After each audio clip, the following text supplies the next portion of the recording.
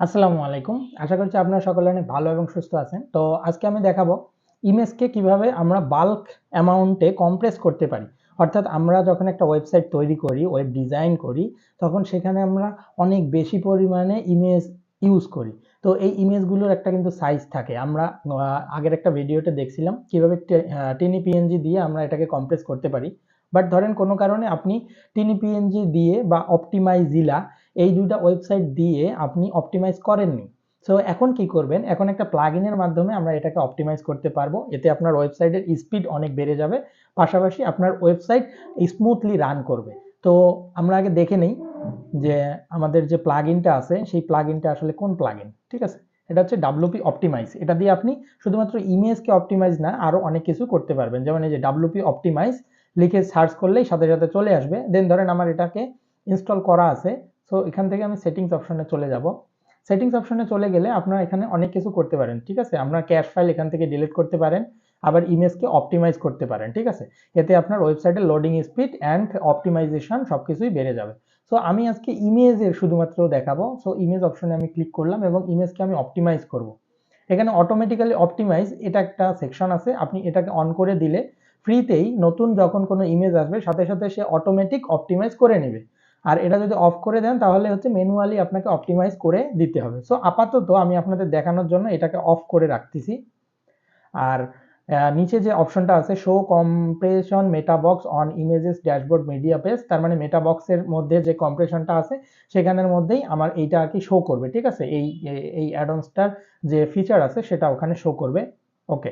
তো এবং এখান থেকে আপনি আর কি কম্প্রেশনের অপশনটা ঠিক করে দিতে পারেন। যেমন হচ্ছে কিন্তু প্রায়োরিটাইজ রিটেনশন অফ ডিটেল, আরেকটা হচ্ছে প্রায়োরিটাইজ ম্যাক্সিমাম কম্প্রেশন। আপনি কি একদম ম্যাক্সিমাম কম্প্রেশন করতে চাচ্ছেন কিনা? ম্যাক্সিমাম কম্প্রেশন করলে আপনার ইমেজের রেজুলেশন একদম ডাউন হয়ে যেতে পারে। সো এই কারণে আমি মিডিয়ামটাকে দিয়ে রাখছি। সো এখন দেখেন কাজ কি, আপনার প্রথমে এই যে সবগুলো দেখেন এগুলো আনকম্প্রেসড ইমেজ দেখাচ্ছে, ঠিক আছে? তার মানে এগুলোকে কম্প্রেস করা নাই। তাহলে আমি কি করব? আমি সিলেক্ট অল অপশনে ক্লিক করব, করে আমি সবগুলোকেই কম্প্রেস করতে যাচ্ছি। জাস্ট এগুলোকে ক্লিক করে কম্প্রেস দ্য সিলেক্টেড ইমেজেস এইটাতে আমি ক্লিক করব।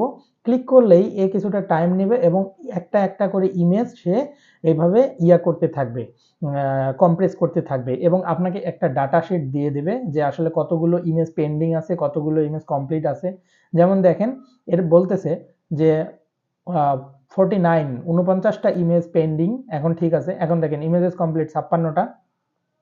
সো এই 56টা ইমেজ যদি সে কমপ্লিট করে তাহলে সে 10 এমবি সেভ করবে। তার মানে 10 এমবি জায়গা সে বের করে দিবে, ঠিক আছে? অর্থাৎ 10 এমবি জায়গা আপনার অপটিমাইজ করে দিবে। সো এখানে একটু অপেক্ষা করতে হবে।